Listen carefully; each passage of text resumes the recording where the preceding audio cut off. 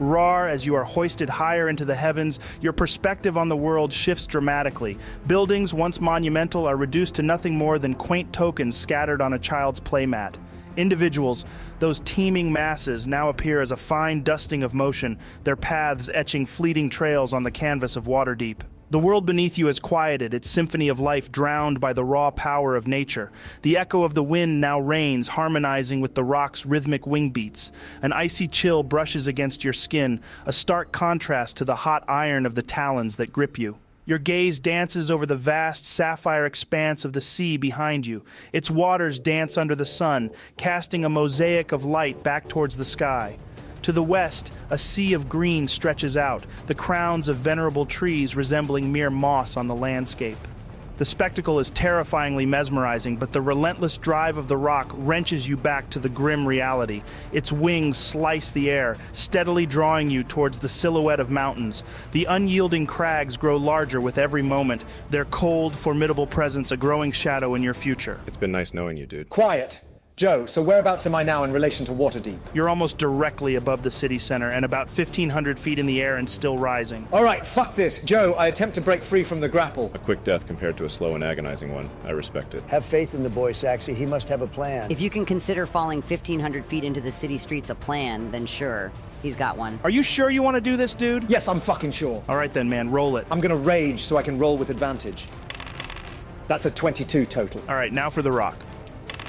Damn. It rolled an 11, which brings it to a total of 20. Let's fucking do this, Joe. Raarh, in that moment, as if an ember stoked into a roaring blaze, your fury ignites. It thrums in your veins, a molten life force that strengthens your resolve. You channel this force through your sinew into your hands and grapple with the unyielding iron grip of the rock. A roar rips from your throat, a challenge to the fates themselves as you wrench the talons open and kick off from the creature. Gravity seizes you immediately. The world shifts around you, an unfathomable panorama rotating as you spiral through the vast sky. Your heart beats a frantic tempo in your chest, each pulse resonating with the sensation of your descent. The colossal mountains in the distance appear to retreat from your field of view as the city of Waterdeep swells below you. You can sense the sheer velocity of your plunge. The cold wind buffets against your form, tugging and pulling at you as if attempting to slow your descent. Yet the ground rushes to meet you like an eager beast, the cityscape below sharpening from a tapestry of colors into discernible rooftops, streets, and dots of bustling life. When I'm a few seconds away from impact with the floor, I rage. Okay, I know what you're attempting to pull off now. And it's ballsy to say the least. We all know Joe doesn't necessarily stick to rules as written. And even then, there's a good chance this is the end for you, buddy. As the earth races toward you with a ravenous intent, the split seconds stretch out, becoming their own eternity. Adrenaline surges within you, a wild river rushing to meet the precipice of its waterfall. In that electrifying instance, you once again invoke your primal fury. With the unstoppable force of a comet, you collide with the slate roof of a grand edifice, its pristine surface shattering like glass under your impact. Slabs of heavy slate are flung outward, tracing wild arcs through the air as your form plows through the man-made barrier. An eruption of dust and debris blankets the room as you crash into the space below, obliterating any semblance of tranquility within. Now to roll for your damage. And yes, we will be going with rules as written for fall damage. How's that plan going for you? I'm fiend. Wow, the fall's done so much damage to him it's turned him French. So who's saying that this is an insta-kill? Have some faith in him. Because I'm saying it's an insta-kill. All right, dude, if my maths has mathed correctly, that's 86 points of bludgeoning damage. Holy moly. He's fucking lucky Joe capped it at 20d6. Okay, so with my rage, that takes me to 43 points of damage, which still knocks me unconscious. But then I'm going to use my relentless endurance ability to recover myself back to 1 HP. What an absolute machine. Nice work, dude. You know, thinking about it, maybe the rules as written are a bit busted when it comes to fall damage. I'll have to have a look into changing that. Well, that was one fucking hell of a journey. The journey's not over yet, Raarh. I'm gonna need you to make a perception check for me.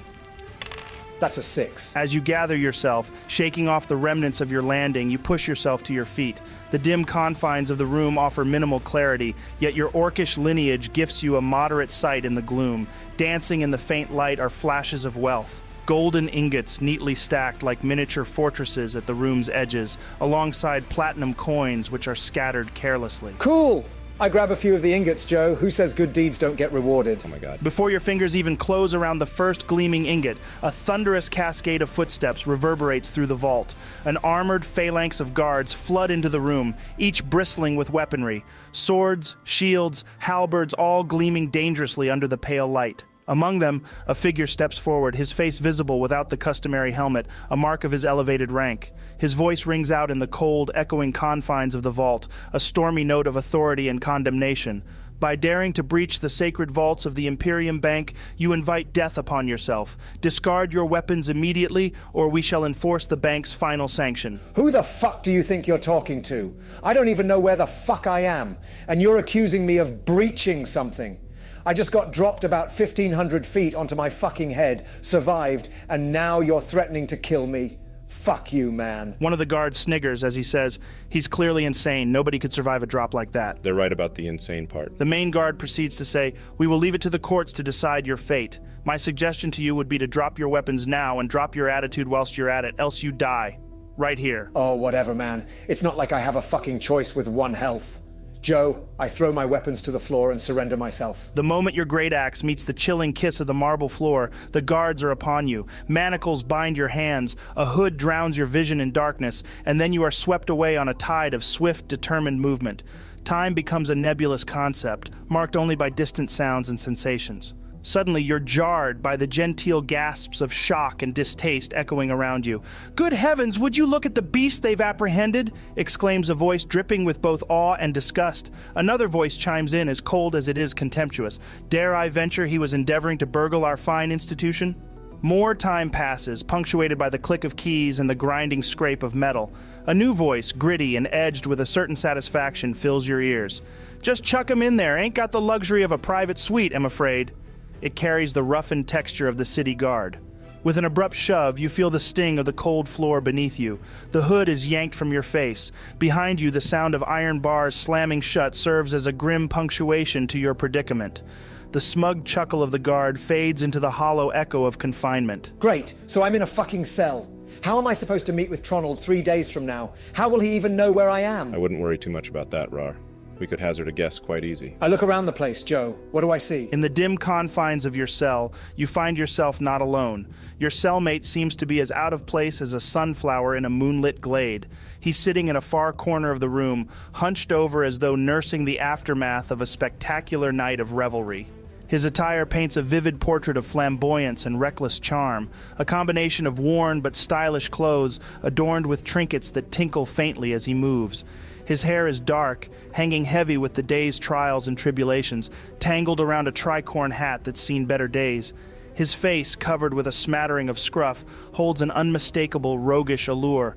There is an air of rakish eccentricity that clings to him like the scent of a foreign spice as he squints through kohl-rimmed eyes that have witnessed countless shenanigans. I walk up to the man and say, "So who the fuck are you then?" Okay, Johnny, why don't you join us at the table and introduce yourself? Keep it down, would you, mate?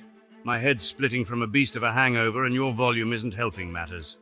Name's Captain Jake Eagle. Can't say I'm delighted to make your acquaintance, but it appears we don't have much choice in the matter. I'm sorry, I'm just a little bit absolutely fuming. And might I be so bold as to inquire what's got your knickers in such a twist? Well, I chased a seagull, saw a bunch of really cute chicks. An eagle tried to eat the mother, or father. We never actually decided on its gender. Then I killed the eagle, which turned out not to be an eagle at all, but instead it was a rock. Then the mummy rock rocked up and took me into the sky, where I broke free and plummeted 1,500 feet into a building, where I was arrested by a bunch of fucking guards pointing sharp stuff at me. You're not making any sense at all. Well, long story short, they've got me in here because they think I broke into a bank. Now that's a one-way ticket to the gallows, mate. What we require is a nifty scheme to abscond from this dreary cell, reach my vessel and navigate far from these cursed shores. Well, my friends will probably start looking for me in around 3 days' time, so they should be able to help with our plan. Well, we're off to a decent start, my friend. Just crossing fingers the headsman doesn't drop by for a cuppa before your mates turn up, eh? Okay, Joe. I guess me and Jake will just wait out the 3 days until the gang turns up to rescue us. In the ensuing 3 days, you find camaraderie in the confines of your shared cell with Jake, distracting yourself from the grim reality of your predicament in any way possible. I'm pleased to say that all of your timelines have now synced back up. Awesome. Time to find that little traitor, Kobe. You are all going about your daily business, whether that's wrapping things up or making your way to the meeting point before all of your realities fade to black. It's strange. One moment you were fully conscious, and in the blink of an eye, you all feel like you've stepped into a realm of dreams, though you could swear you were wide awake mere moments ago. It's an ethereal existence, being aware yet feeling like you're submerged in slumber. Then, out of the void, a voice resonates, speaking to you all as it says, Hello, brave adventurers. My name is Alexander. For a considerable duration, my eyes have lingered on your exploits, and your aptitude has piqued my curiosity. Thus, I propose the following. Engage in a 2 versus 2 contest for my amusement, and to the victors I shall bestow enlightenment, though be reassured. Mortal perils in my dominion hold no permanence and yield no lasting consequences. That sounds like fun. Let's do it. For fuck's sake, Raarh. Are you even going to question how this entity has entered all of our minds simultaneously? And how do you know he's not straight up lying to us? He's just scared of you, Raarh. That's what it is. Yep, I can tell. Am I fuck scared of him? You know what? Fuck it. Let's do this. Me and Celestia versus Tronald and Raarh. I don't know how I automatically got dragged into this because of your guys' egos, but whatever. Enlightenment as a reward sounds interesting. Quite content I am to be a mere observer for this round. Take a comfortable seat on the sidelines and, get a glimpse of what my soon-to-be comrades in arms can muster. Savvy? So, do we have a deal? We accept your offer, mysterious Alexander. Excellent. I just want to point out, as far as trust goes, I think he is displaying excellent character. And on that note, we will wrap this session up. Make sure to tune in next time to see who will emerge victorious, Saxiron and Celestia, or Tronald and Raarh. If you think we will win, smash that like button. No, guys. If you think we will beat them 2 idiots, hit that like button. Elon, why do you have to complicate things? Now, we won't have a clue who they're rooting for by clicking the like button. But just press it anyway, guys. It will greatly help me with the procurement of rum.